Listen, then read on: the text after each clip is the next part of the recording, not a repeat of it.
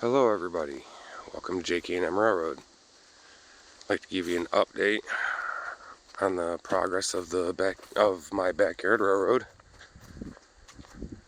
I've been doing a lot of cutting back and trimming. This area is for the engine house. It's going to come right off of there, go back there.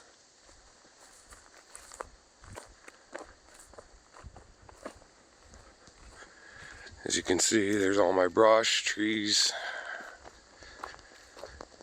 Been trying to get things done.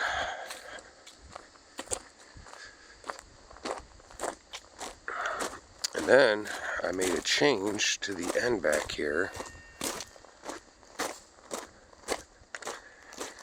Because back here, if you remember in my last video of the tour, I was actually going to go left here.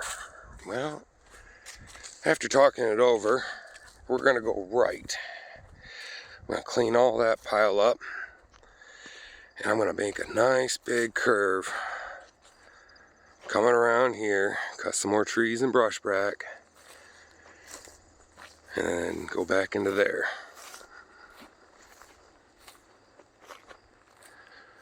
So, well, thanks for watching.